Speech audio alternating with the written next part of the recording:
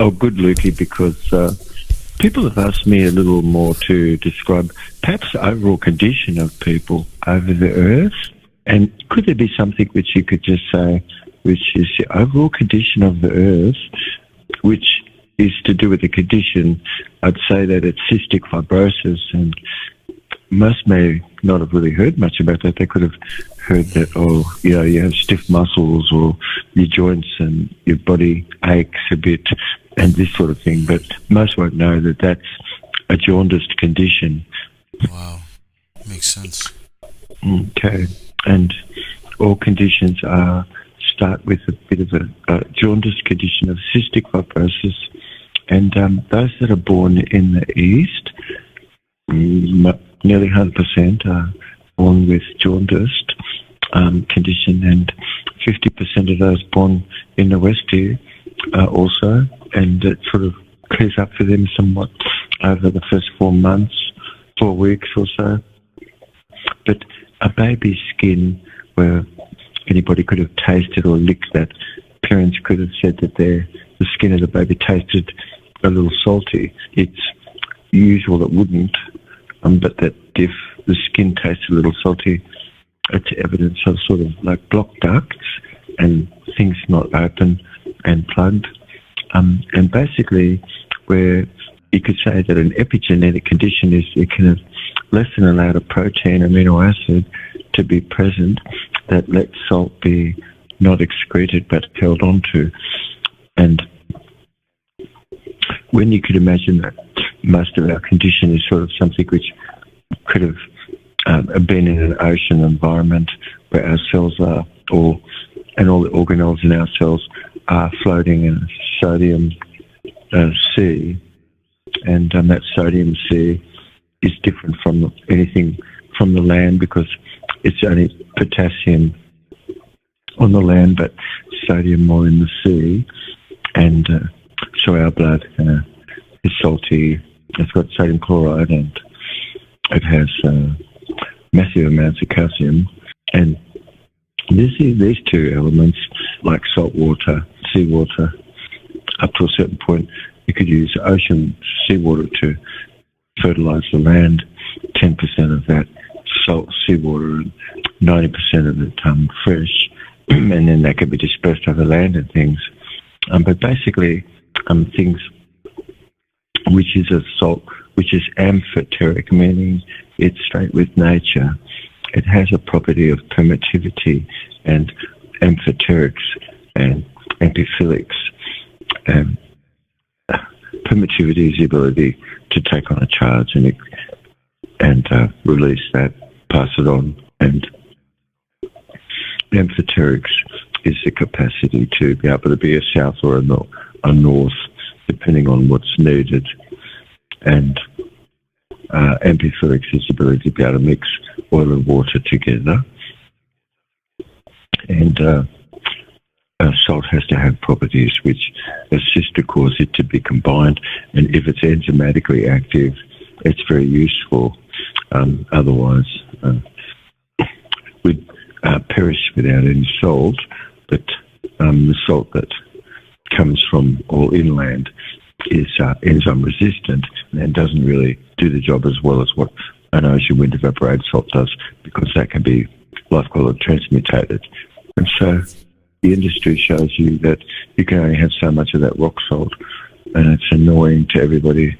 You have to put on a label how much of that salt that's got in there, because you can only have so much of that salt, that rock salt. You can't imagine anybody just grinding up rocks and giving it to their baby. And salt, which comes from the ocean, is living versus from rocks. It's not.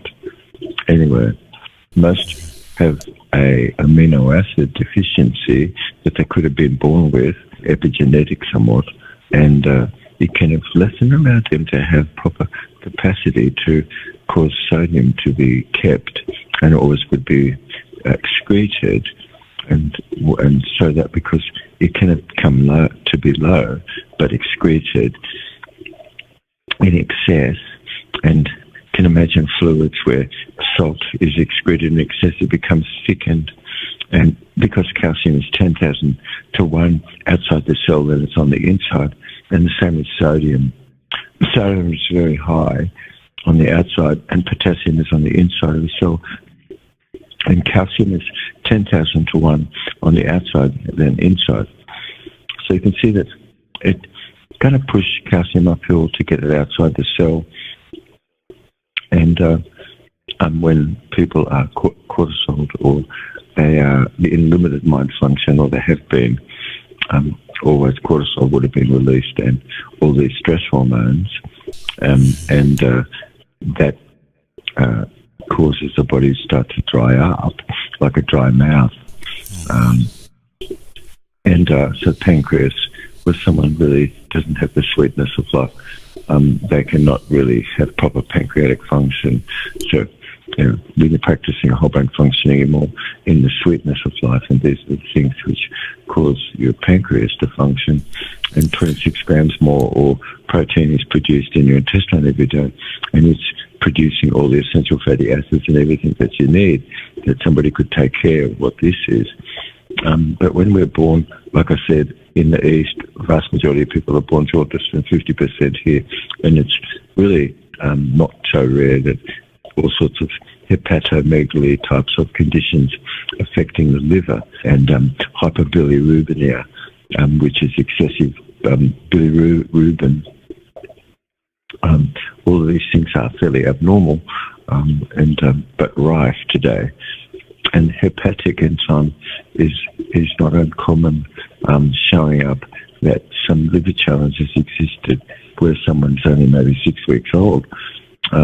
It's sure difficult to have a body where a baby isn't able to process sodium proper and keep it, but excrete it, and it thickens up the mucus, and so it's not thin, and the baby's pancreas can't secrete proper substance through itself to neutralize the churn and acid from the stomach. An infant in such a state, or as an adult also, growing up more, a jaundiced condition was, and the ability to really rid the body of bilirubin, clearing it away from the bloodstream, wasn't really working. You could see that getting deposited in the skin, and thickening of fluids always is behind that, the causing of stone in the pancreas and kidney. And a child really can have a high turnover rate of red blood corpuscle, which ordinarily would be broken down and be complete within 120 days or so, but could be really being replaced quite regularly. And as the liver and the pancreas can't empty itself because the fluids are thickened because calcium is in excess. So when cortisol is raised because someone is in limited mind function and they've only been conditioned to have a don't work, can't, should, try, but must only as a preferred mode of sorting information, mostly what they only ever processing information from polarization and meta-responding, going over stuff but not being able to exit. And these things cause someone quite stress itself and raises calcium always. And so calcium is often in excess, and when it is, and it's excreted, it's on the outside, it also really causes the fluids of the body to become more sticky and tacky and thickened, and for them not to have their fluid thinness like it's supposed to, like when you have life hydrate, it unsticks the platelets of the blood. And it's designed to do this. So kidneys and lungs are often impacted really where dryness is, and chronic possible lung cleansing can have not really occurred like it should. N-acetylneurominic acid is a primary surfactant that we should have, which is in life hydrate, or vitamin L, which is really what makes your every other nutrient. It causes the waters to be thinned. And so we're going to be talking just a little bit about this today, because it's a primary condition that's sort of underneath everything. And cystic fibrosis is really not properly understood at the moment. And so because of it, most don't know that an altered carbon dioxide level of a cell, and also an altered nitrous oxide as well, is going to cause the body not to really be able to have substance to vasodilate and open up these very, very small tubes, which cause blood to be filtered through the kidneys and other places. And upstream of all these organs, like we're talking about, is the pancreas. I mean, the pancreas has to pass its substance on so that smooth muscles that surround blood vessels and things like that can be relaxed and dilated, meaning opened up, so that the juices can pass through the pancreas to be able to cause smaller particulate of food you've eaten, so that it's turned into an osmolytic element that can be absorbed across the membrane. Otherwise, someone could have conditions really which is because, like, even if you could see the blood type incompatibilities, like ABO incompatibilities, one sort of should look into these things. But dyspnea and anorexia and sort of painful coughedness and anxiety and bulky, greasy stools and sweat, which you could obviously see salt, that's been excreted from the body. And so there's an often condition of constipatedness and diarrhea going on, bouts of, and or risk sort of autistic types of Asperger's symptoms and condition. And it was for me just to see that most of all these conditions really had a condition more in the gut as well, that you could heal and help heal more of the behavioural conditions as well. Amazing. But it's all a risk to conditions where autism is, and degrees of autism, including like Asperger's, which is the conditions where, unless these things we're just talking about can be checked, it's a frequent bulky, greasy, sort of smelling type of stool, often sort of diarrhea-ish and mucoid type of foul smelling. Most of these kids are born already in amniotic fluid, which has meconium ileus in it, which is the fecal matter from the baby, which is if you eat live food during the pregnancy, and we don't really have any of that meconium whatsoever in the fluid. But it's typical that most born babies can be born, and certain it is, you can see meconium already, the baby's being taken poops and having to poop more into the mother and the amniotic fluid.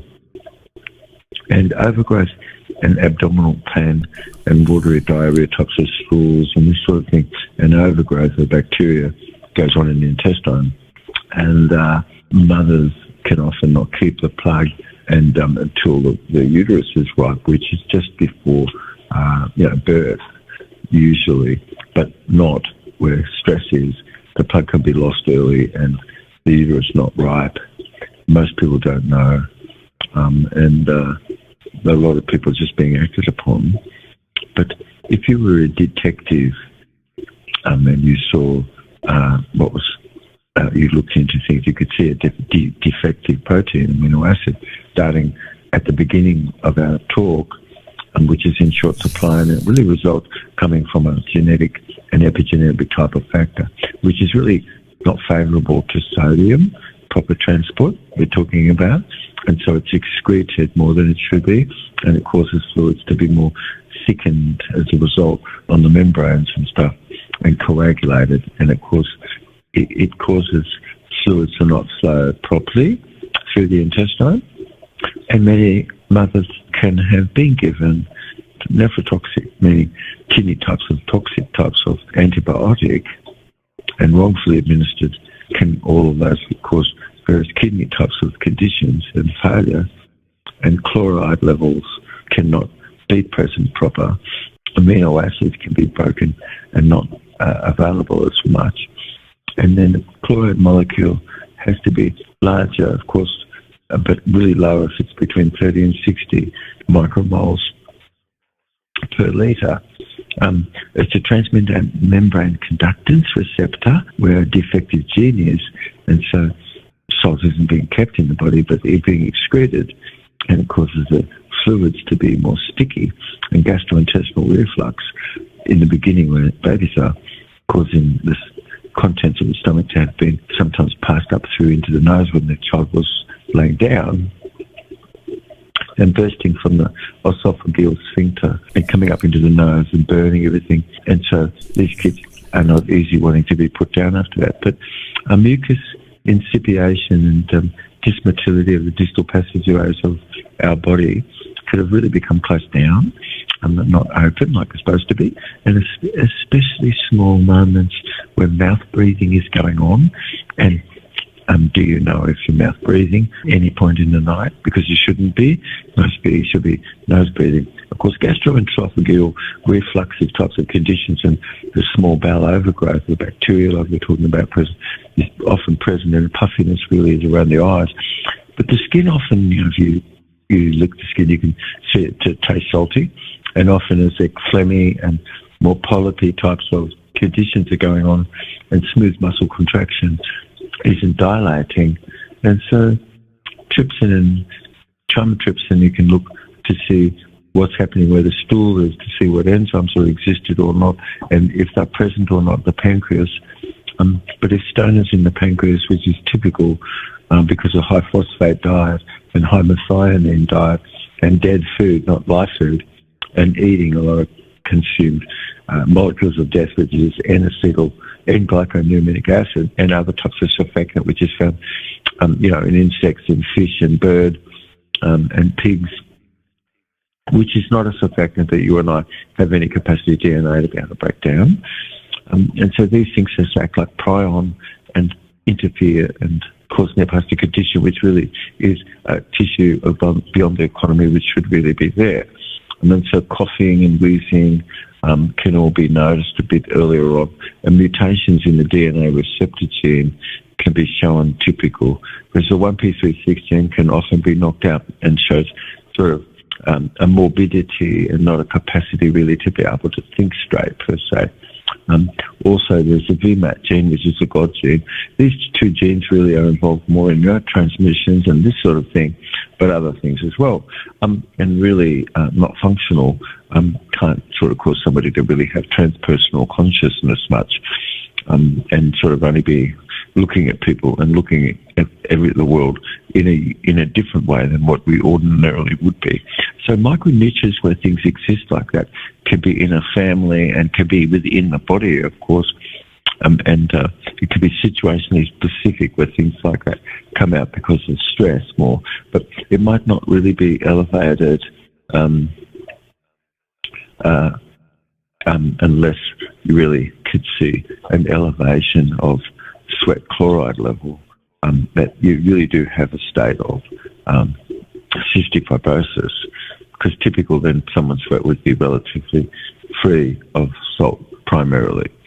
And when anemia is really rife, which it is, where these children are with jaundiced skin, it's typical that anemia is really rife where there is in the colour of the stool also, and it really decreases the comfort where eating is. And straturia really is an impaired osmolytic assimilation and from a lack of proper digestion. As we've been talking about, fat malabsorption and really not proper essential fatty acid synthesis, then this is really not working like it should do in a chain of body. Very important, these essential fatty acids. And it's really a cause then upstream that we're talking about from the pancreas not passing on proper goodness because fluids are sticky and not flowing through itself like it should. And after that, then how does the adrenal gland function, which is supposed to have very extreme north negative element enzymes to help heal your body? It doesn't really get passed on nutrient like it should. And so if I was thinking when somebody asked me, well, what's the major condition? I'm thinking really, I know sodium is really, really not known how bad that is, meaning that how needed it is, and how important it is for anemia and these sorts of things, and what to do to be able to help correct eating so what's consumed is being neutralized so that it gives it pancreas a chance to function properly. Otherwise, you've got endothelial and also epithelial growth factor, which is produced and should be but wouldn't be. So then you've got the lining and the passageways of our cells not really having proper conditioning, and not so noticed, of course, that children could be suffering from this cystic fibrosis, and generally not really be seen more, and then start to be some symptoms that people could go, oh, this is cystic fibrosis, maybe after some few years. So micromoles per litre of sweat test could really show whether any challenge exists such. But it really is a high cortisol stress during pregnancy, which kind of exacerbated the condition, more in utero. And so I think that you're getting a bit of a picture. And maybe, might I say just something a tiny bit about cortisol and the thyroid, and we'll just see how we go. But if you're thinking about children, parenting, kids, and caregivers, could be noted that if somebody is nose breathing or the mouth breathing is going to exacerbate all sorts of thyroid types of conditions. When someone snores, they breathe through their mouth. This is going to really impact the thyroid and all the organs, and also the arteries diameter, because carbon dioxide is a smooth muscle dilator. And if your mouth breathing, you're breathing off all your carbon dioxide. So how's your blood vessels going to dilate, meaning open up? For instance, when you sleep, you've got a non-rapid eye movement, like non-REM stage. And during that non-REM stage, the blood vessels open up, you see. They go from 1 to 2 sort of millimeters, more or less, to 3 to 4 millimeters, increasing. And increasing the flow rate sort of during sleep, which is supposed to be your temperature dropping all the way through your sleep until you wake in the morning. But a greater than 100 meters, 100 centimeters per second, really, a reduced peripheral resistance could be.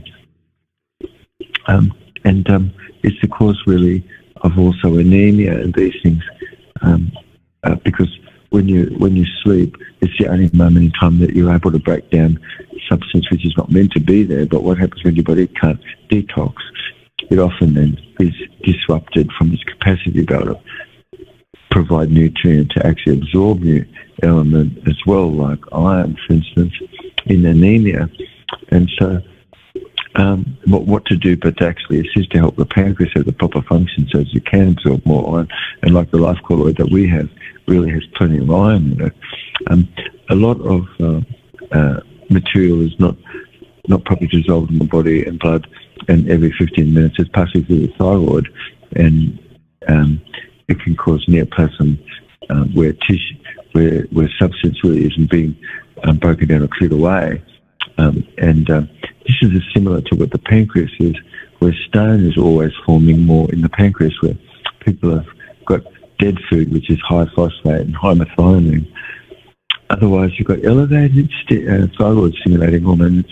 It's typical, meaning that something is underactive, like with the thyroid, and needs to actually give it a bit more of a message. And hormones, a hormone that's associated with adverse languaging, for instance, and parenting more from a chronic polarization in behaviour, like I don't want, can't, should, try, but must only, never, always, and always not being able to know who's this going to or who's this coming from, because there's a real lack of referential index going on where somebody is, and they're not really in balance. But a balanced person will sort of really get information internal and external, and then also their orientation is more inside and outside, more 50-50 as well, versus being stuck on the outside rather than being able to get inside.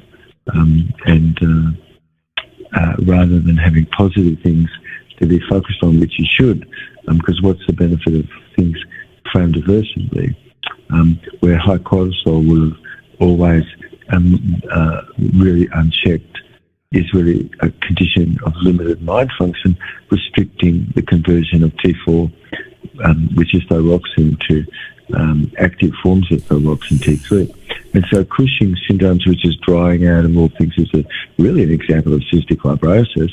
And it's really low sodium in the blood because it's all being excreted.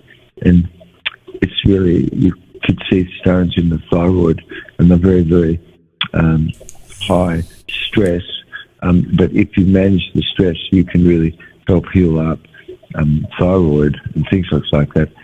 But a slow fatty hump could have been formed between the shoulders, and the face starts to look more rounded and scratch marks more purpley. And hypothyroidism really excretes 13 different neurotoxins, which is metabolized where we're not, we're at the condition of pituitary activity too slow, or of an increased condition where cortisol is. It can exhaust the adrenal glands and cause overall adrenal burnout, for instance. So polarization of metal responding, meaning sorting for the opposite doesn't fit and what's obscure, for instance, or not being able to exit, produces high levels of adrenocorticotropic hormone, which is stress, and then that impacts the pineal gland, causing it to more solidify with calcium and be cemented. But by 3 p.m., body in the afternoon can have been ready to crash or to relax, because it's typical that bile is flowing, and that's a moment it would have to assist to help with eating and consuming things naturally.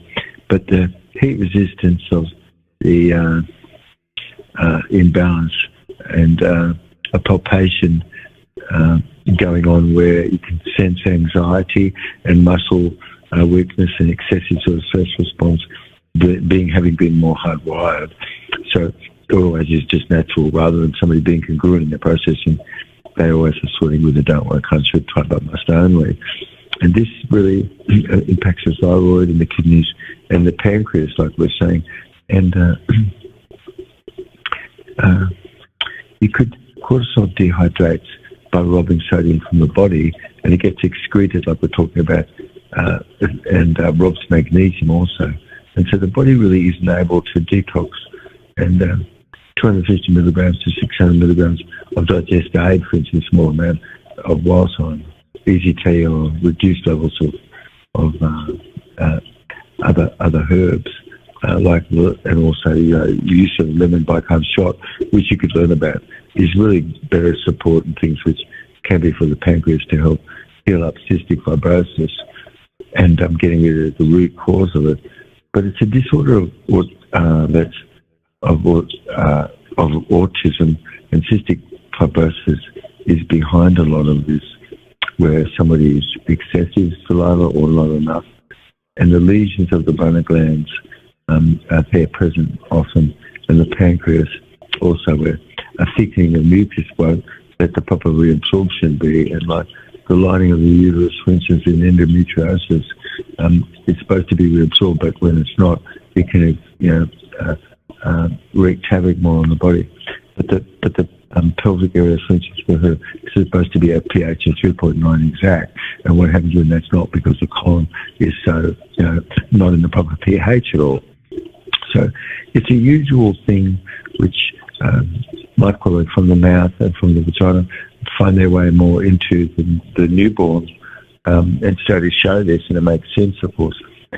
Tissue really can be so not able to be nourished, as I said, because fluids could be thickened, and what to do to thin them.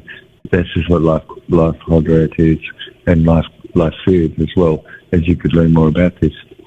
And then learn how to monophasic diet, where we're more monophasic, and learn more or less to eat once a day overall. Tissue thickens otherwise, and then the pancreas does also, and the uterus and prostate also somewhat can hemorrhage, and excessive nutrient or ends up getting broken down and coming to be more estrogenic as a typical, and it's because of estrogen sort of dependent types of conditions of insulin not being able to be sensitized to produce and absorb excessive amounts of hydrogen from the blood, and blood under the state of cortisol really is a fibrocystic type of condition ongoing, and iron deficiency is really a lack of sodium regulation, and so you've got to really bring that sun-dried ocean wind evaporated salt in, and learn about Jupp's cell rejuvenation, which I think is really pretty amazing. And high cortisol that we've been talking about really in this program today with each other is a stress city type of thing, and cortisol really in high doses causes no osmolytic element really much to be acted upon by the pancreas. So it's indigested, and protein is also very high in calcium, not kept out of the cell, causes excitotoxic types of conditions. And the thyroid, because it's the second most vascular organ in the body and it receives all of the blood every 15 minutes, it really, you and I, we have to be able to speak, but when we can't, it sort of really impacts and causes stress more on the thyroid. Yeah. So I think cortisol begets cortisol. Self-love really is you and I being more aware, and narcissism is self-love, and the self-love disorder is narcissistic disorder. But self-love is good, narcissism is good. The only problem is where somebody is loving himself overboard, something isn't right, nothing is in balance, and that's a narcissistic disorder. But self-love to wit really is, for the record, you could hear, is really important. Just everything that's aggressed in emotion has intelligence. It's just not intelligent to be stuck in any one of those things. But we shouldn't really be, we should be open to where somebody's boundaries are and know where those things are, rather than rejecting other people's boundaries, where these people often do, and push those boundaries. They're not caring too much to switch, stop switching things on or off, but they should, because polarization is just like switching things on or off, and yo-yoing back and forward as a behaviour really is poor. It should be corrected, but not have a proper transform personally, and having been presented more with an intelligence of ordinariness.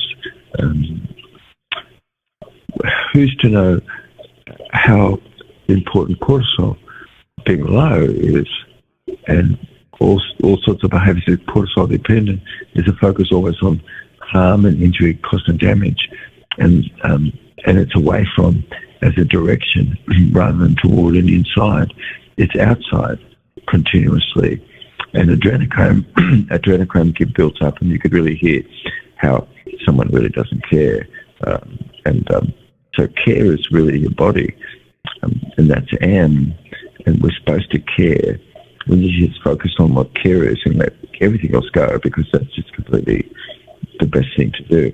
You've got a potassium sodium pump which should work proper, and if you're learning how to do some lemon bicarb shots after you consume food and things just like this, and you only eat once a day more or less, and you're learning about what's osmolytic, for instance, our formulas are very rife with bringing nutrient in which is more osmolytic fully of it all.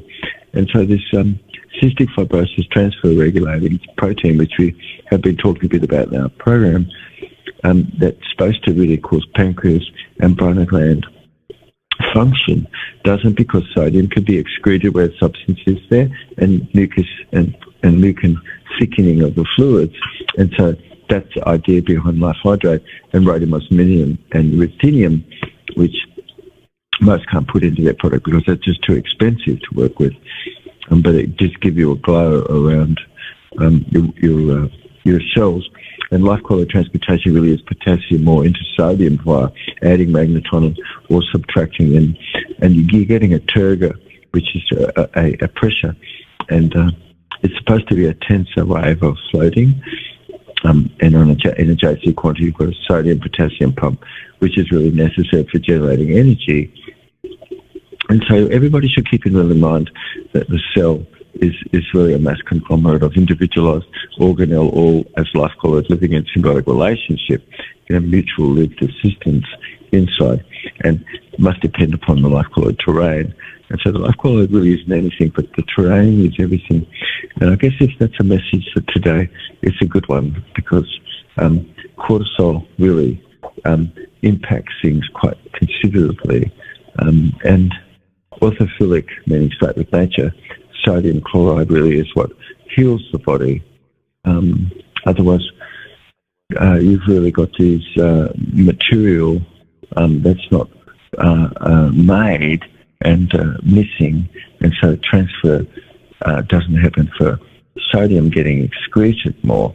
And So chloride levels really should be 60 millimole per litre or higher, and could be down as low as 30 millilitres per litre.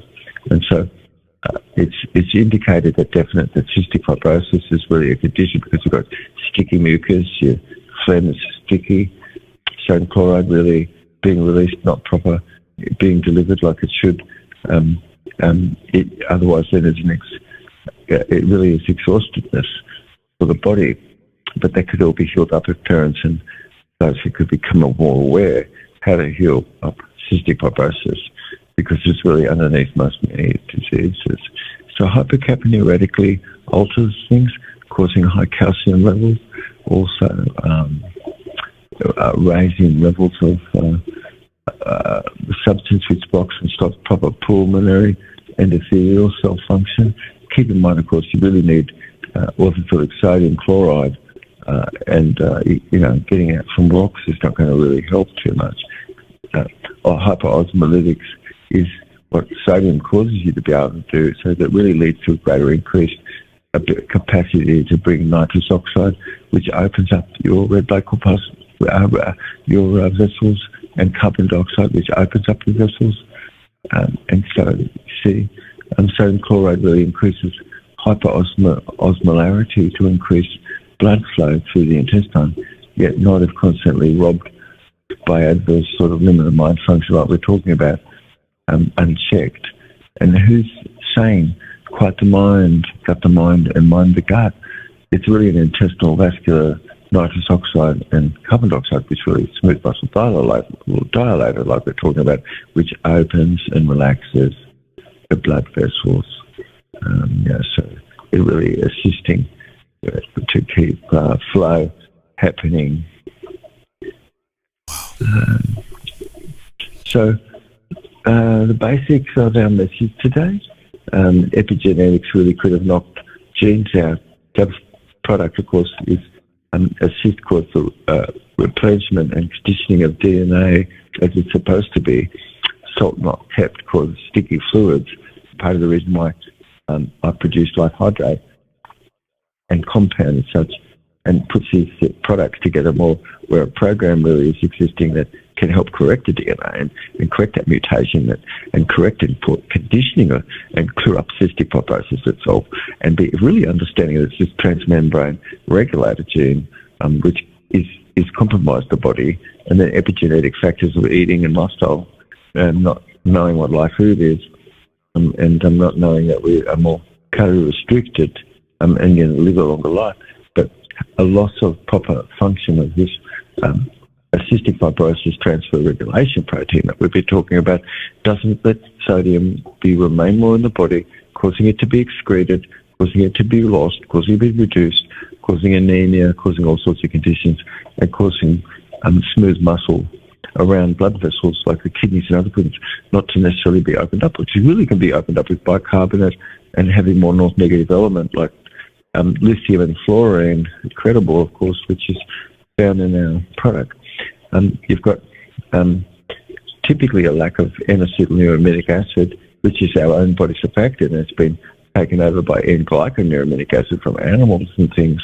And then in our product, you've got a correction going on where ubiquitin molecules are, which help regulate the usefulness of the C-AMP process, where activation of a chloride is existing, and bicarbonate channels, which is what our program does, assisting to help. This is what the bicarb shots do and things, normalising the life quality terrain so magneton can be exchanged more, where the water environment is, where epithelial cells are self-aligning a passageway, they're sort of semi-permeable, you see.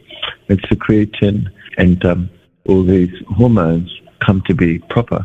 Otherwise, adrenal gland and Hydarian gland, which adrenal gland, of course, is in your small intestine, Hydarian glands around your eyes, can all not function, and you can have big dark circles, a lot like a raccoon or something around the eyes. But a mutation of the non-normal functional cystic fibrotic transfer regulated protein, like we're talking about, can have not be present, and then where somebody's lifestyle isn't supportive of live food, and only monophasic, meaning eating once a day, it's for sure that you have to absolutely do some subcell rejuvenation and clear away all that extraneous mucus and thin the flow of fluids, and so your epithelial, meaning cells that cover your linings, the internal of yourself, can have a proper sensitization and proper have permeability of the membrane that's really lining all these. So sodium chloride, like we're talking about, is so very important, and they travel together.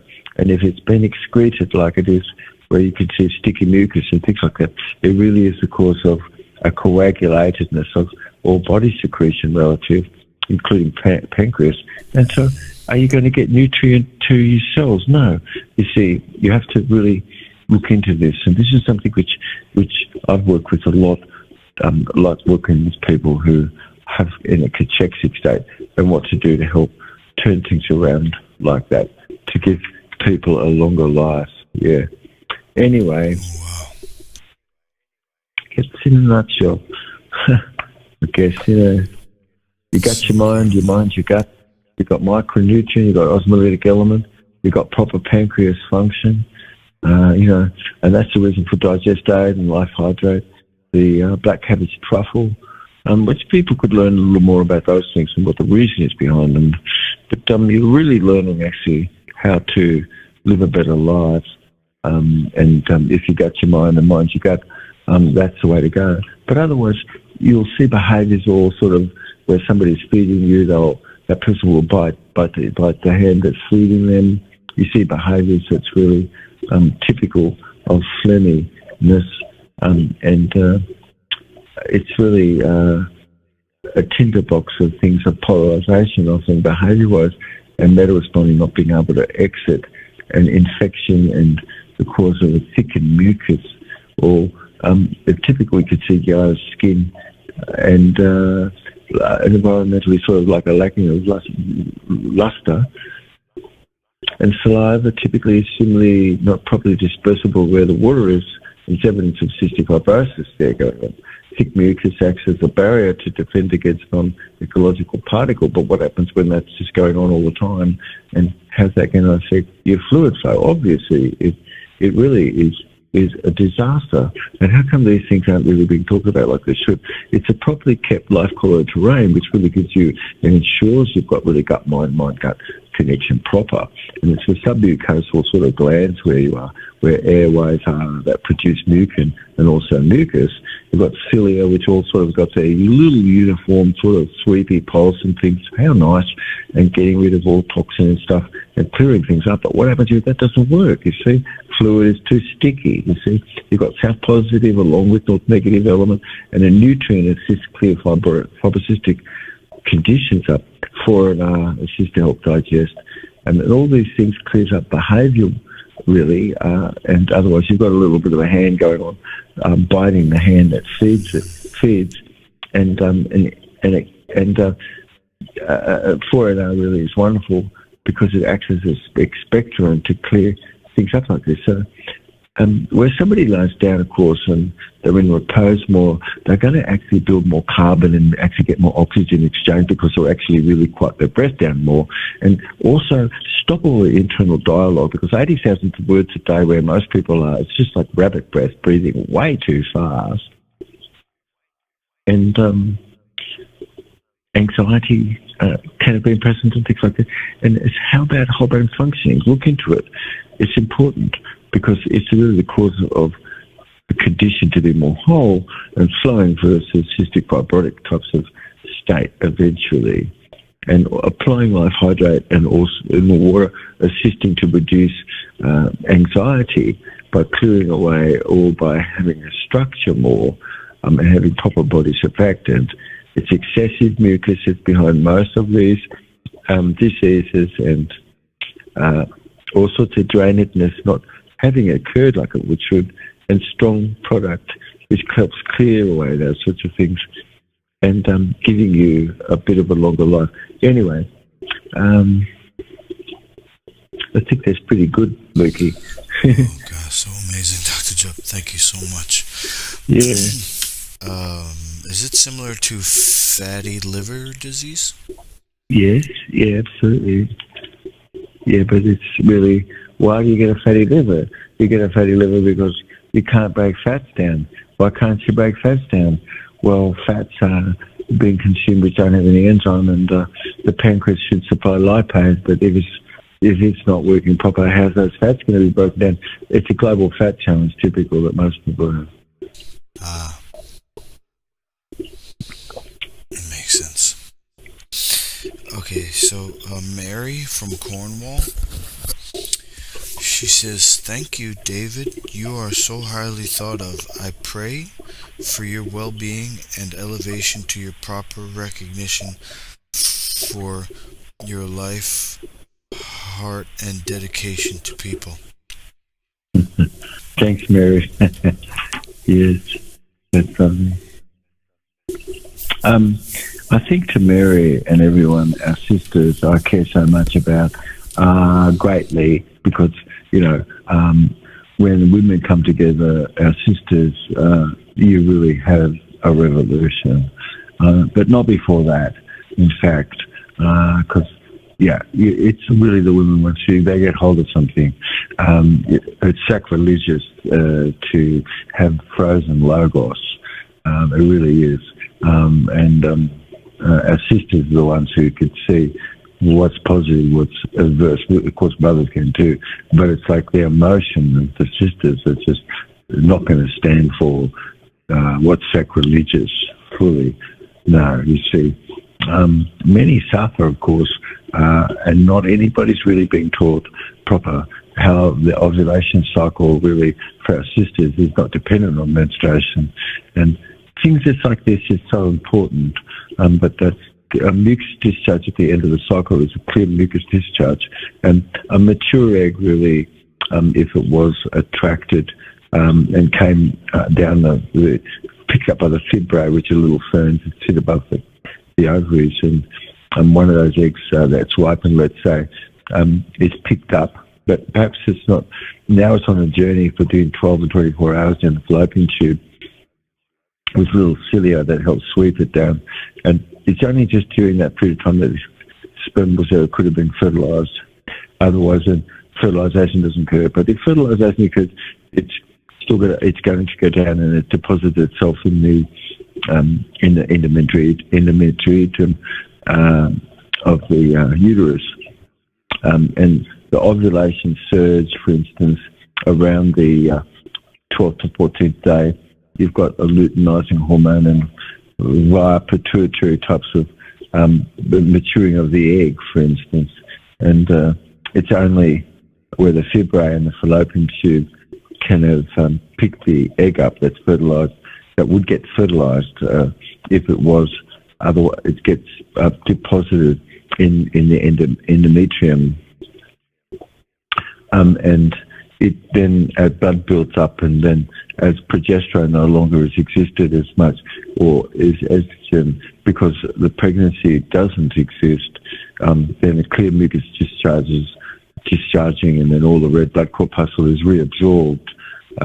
But not if conditions exist of debris there, like toast, spaghetti, all kinds of stuff. There, it's going to be just hemorrhaged instead.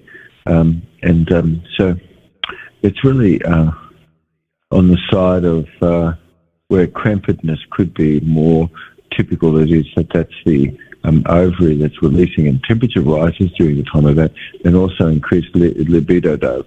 And mucus is slippery, more spin bark, and the breasts enlarge slightly. Of course, your sense of olfaction comes to be really, really more heightened. And about the 28th day, if the egg wasn't fertilized, it's really going to be just where the red blood corpuscles and endometrium all reabsorb more back into blood itself. And you're just only having a clear mucus discharge at the end of the cycle versus losing a lot of line because of hemorrhaging. The egg really is surrounded by the corpus luteum, which is a yellow little casing, and continues to produce progesterone for a moment of time. And if it were pregnancy has existed, it continues to produce progesterone. Otherwise, it slowly reduces, and then that's the end of the cycle more. The pituitary stimulates ovulation, of course, via the follicle-stimulating hormone, and where an egg really is produced, of course, you've got progesterone coming out of the corpus luteum, which was the casing around where the egg was. And as I said, if it wasn't fertilized, then that slowly diminishes and the egg casing no longer producing progesterone, all of that drops, and so the blood buildup then becomes reabsorbed by aggregation, fusion, differentiation back into healthy blood, and then there's just a clear mucus discharge at the end of the cycle. And so our sisters can remain fertile for a long, long time, studies show that that's the case. But anyway, I'd be glad for us to do a show a bit more. Like, obviously, people have been talking about how do you know how old the Earth is, and is it right, like all these dates and stuff? What do you have to say about this in the formation of the Earth and this sort of thing? And that's something very interesting in our work.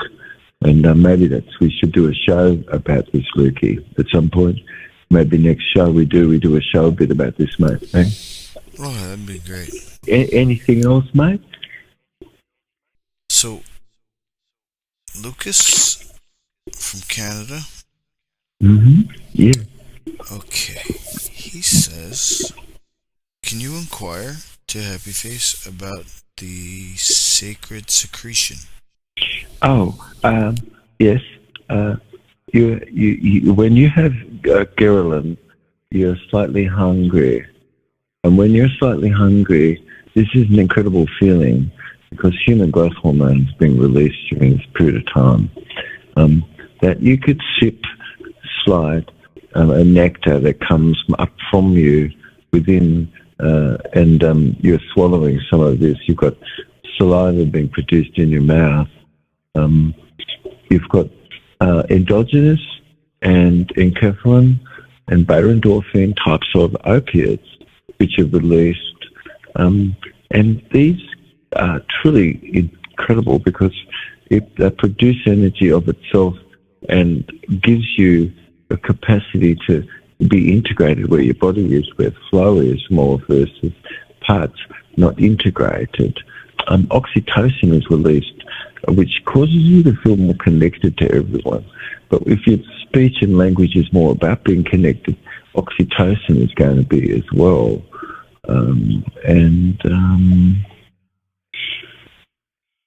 A natural condition is to seek agreement, and you don't have conflict. And where conflict is existing, you've got an aberration. You've got a condition of a process broken, and the process should be put back so it fixes things. At the moment, we've got a process on the Earth which is broken big time and must be fixed because we've got tragedies going on and everybody's intelligent looking by and seeing everybody being genocided in many places. And what would be the reason why everybody would just be, of course, not knowledgeable that our rights have been removed? So wake up. It's you and I more, and what can we do ourselves? And this is the greatest enemy, not anything out there. Who's talking about you and I and what we can do and what we should do, which is these ministry of councils, for instance, and things. But sipping a nectar comes from achieving things. And a bliss happens. It's not being blissful, but bliss. And this naturally comes from nothing, that you are focused more on the positive good just naturally. If your nature is, you've got out of your own way, and you're lifting your hands, I'm lifting my hands in your name for sure. Ha, yes, I am. And how about being able to just have left your ways behind? Because who's serving most really has done such. They've left their ways behind. And we're living what we speak and speaking what we live. And every single word we use just has a physiology. And if you're not seeking agreement, that's wrong. We should be. And keeping a prolonged conversation about stuff and you're not even having mentioned agreement shows a brain set which isn't really normal. the news and all sorts of things doesn't follow a proper logarithm showing you that it's not coming out of anything normal, matter of fact, because otherwise it would have a proper logarithm, which it doesn't, you see. So you can see synthetic, artificial, redacted types of conditions where people cannot say no, but an endogenous opiates, beta-endorphins, enkephalins, and these things are really naturally sipped. And when you lengthen the inspiration through your nose, and you've focused your consciousness like more on the inspirative aspect of the breath versus like a breath out, you're in more a creative moment and a creative state of being versus just a state of mind. It's really not a state of mind. It really is a way of being more. Yes. So this comes from nothing, and everyone should learn how to be nobody rather than being somebody. And everybody's trying to be a body, and it's like, mate, that's wrong. How about just clearing that away? Learn how to be really good at being nobody. And so now you're going to be more spiritual, you'll be more eye-aware versus everything is linked to how does your knee feel, or how all sorts of things of your body function itself. It's moving toward the things which is more civic-minded and being civic in care. And the world really needs this right now, very much. And as we participate in this, this is the nectar, so beautiful, that's sipped, and nothing that passes your lips is equivalent to it. And nothing that could satiate you or quench could do such more than this, which is about being joined more with good idea. And this is really something which feeds you incredible. Yes, it does. And so you don't have to eat as much. Wow. Thank you so much, David. Oh, love you, Lukey. Well, when we do another show, I would love for us to talk about, the age of the Earth. I think it's a really good one. We should think some great surprising talk that we've got coming up, mate. Yeah.